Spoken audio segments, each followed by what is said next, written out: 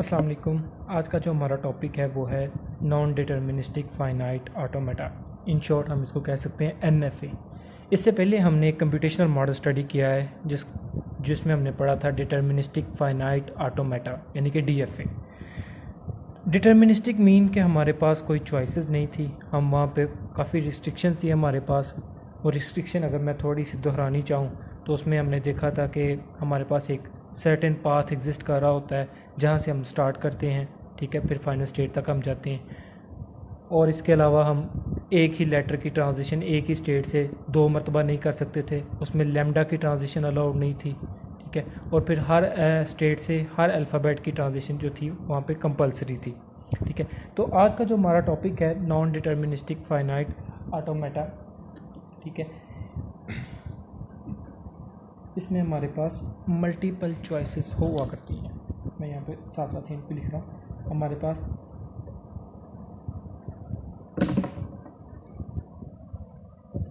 Multiple choices are available.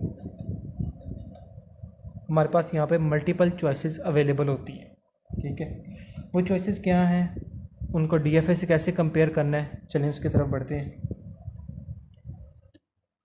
सबसे पहले हमारे पास है इन एनएफए हम एक ही स्टेट से, ठीक है, इसको मैं इनिशियल कह देता हूँ, एक ही अल्फ़ाबेट की, वो अल्फ़ाबेट ए हो सकता है, उसकी ट्रांजिशन मल्टीपल टाइम्स कर सकते हैं। बात को फॉलो करें ना। सबसे पहले हमने यहाँ से ए को रीड किया। इन केस ऑफ डीएफए हम दोबारा यहाँ से ए को रीड नहीं कर सकते थे, लेकिन इन एनएफए हम यहाँ से दोबारा ए की ट्रांजिशन कर सकते हैं, ठीक है। यहाँ की रिस्ट्रिक्शन नहीं है, ओके, कि आपने हर स्टेट से जब ए की ट्रांजिशन कर ली है तब आप दोबारा उससे ए की ट्रांजिशन नहीं कर सकते। अगर मैंने फॉर एग्जांपल यहाँ से बी की ट्रांजिशन की है, ठीक है, डीएफए के केस में क्या था कि जी मैं दोबारा यहाँ से बी की ट्रांजिशन नहीं कर सकता, लेकिन इन एनएफए क्या है जी, आप यहाँ से बी की ट्रांजिशन दोबारा कर सकते हैं, ठीक है। और इसके अलावा हमने डीएफए में क्या देखा था कि आपने multiple transition of the same letter are allowed. पहली तो ये ट्रांजिशन होगी, कंप्लीट होगी। दूसरा ये बस स्टेट कवर कर दो, ठीक है। अब ये नहीं मैं आपको समझा रहा कि ये डीएफए कौन सा है, क्या एक्सेप्ट कर रहा है, क्या रिजेक्ट कर रहा है। अभी सिंपल हम पहले प्रॉपर्टीज़ को स्टडी करेंगे, देन हम एग्जांपल्स की तरफ जाएंगे। तो पहली प्रॉपर्टी जो डीएफए के केस में हमारे पास थी कि multiple transition of the same letter is not allowed in DFA, ठीक है। लेकिन इन एनएफए क्या है, हमारे पास multiple transition of the same letter allowed है, ठीक है।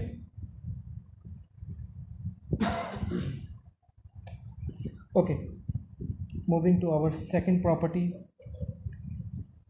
डीएफए में हमने देखा था कि अगर हमने एक स्टेट से ए को रीड कर लिया है, अल्फ़ाबेट यहाँ पे मैं कंसीडर कर रहा हूँ, alphabet is equal to a comma b, ठीक है। अगर हमने ए को रीड कर लिया है तो हमने उससे बी को भी रीड करना है। नो डाउट वो बी हम डमी की तरफ रीड करते हैं या चाहे उसी नेक्स्ट स्टेट के ऊपर कर देते हैं, ठीक है। बात को फॉलो करें। Transition of every alphabet is compulsory from every state. हमने ये एक नई स्टेट आ गई हमारे पास, यहाँ से भी हमने ए और बी की ट्रांजिशन करते थे जहाँ मर्जी, ठीक है। हमारे पास डिपेंड कर रहा था कि कौन सी स्ट्रिंग हमने एक्सेप्ट करवानी है, कौन सी रिजेक्ट। तो आप ट्रांजिशन वापस करके वहीं पे भी आ सकते हैं, वापस यहाँ से भी जा सकते हैं, ठीक है। तो हम हर स्टेट से ए और बी की ट्रांजिशन लाजमी करते थे। और मैं यहाँ पे फॉर एग्जांपल डमी बना रहा हूँ और इसको मैंने फॉर एग्जांपल फाइनल और इसको इनिशियल किया हुआ है, ठीक है। तो यहाँ पे ए और बी की ट्रांजिशन लाजमी थी डीएफए के केस में, ठीक है। हमने बाद में चेक भी करते थे कि हमारे पास इनिशियल स्टेट है, एक स्टेट है, उससे ए रीड हो चुका है, बी भी रीड हो चुका है, जो एक नई स्टेट बनी है क्या उससे भी ए और बी की ट्रांजिशन हो चुकी है, ठीक है। यहाँ पे भी जो हमारे पास स्टेट एग्जिस्ट कर रही है, क्या हमने उससे ए को रीड करवा लिया, क्या हमने उससे बी को रीड करवा लिया, तो ये हम वहाँ पे रिस्ट्रिक्टेड थे, हमारे पास वहाँ पे रिस्ट्रिक्शन थी।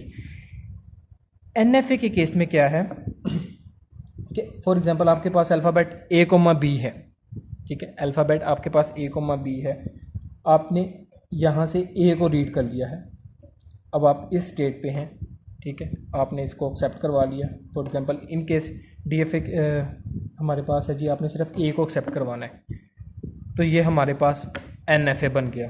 अगर मैं इसको इनिशियल कह दूँ, हमें यहाँ पे स्टेट्स पूरी करने की ज़रूरत नहीं है, ठीक है। DFA के केस में क्या था, transition of every alphabet from every state is compulsory, लेकिन यहाँ पे क्या है, transition of every alphabet A, B from every state is not necessary, ठीक है। आपने बस अपना क्राइटेरिया पूरा किया, that's it, you are done, ठीक है, ओके। ये तीनों हो गई। और फिर हमने तीसरी DFA में हमने देखी थी कि जी लैम्डा की ट्रांजिशन अलाउड नहीं है। अगर मुझे यहाँ पे पेज मिल जाए तो,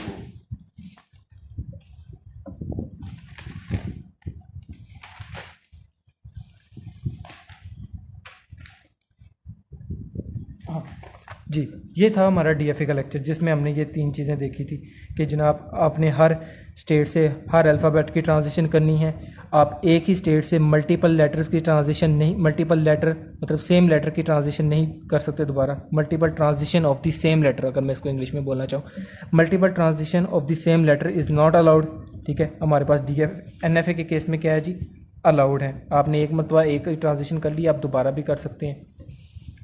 और फिर यहाँ पे बात आती थी थर्ड वन जो हमारे पास DFA में थी कि जी लैम्डा की ट्रांजिशन अलाउड नहीं है, तो यहाँ पे थर्ड प्रॉपर्टी मैं लिख रहा हूँ, lambda transition are allowed in NFA।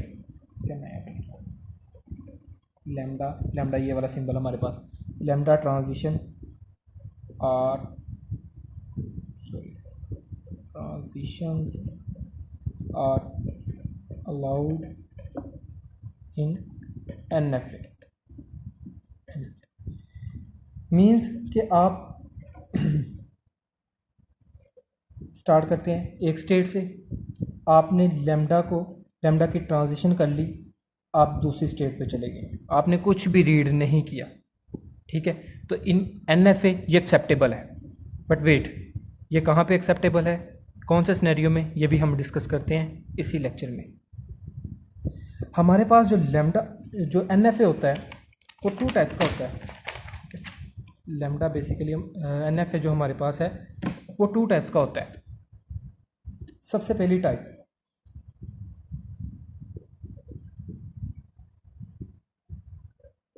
NFA with lambda, second one NFA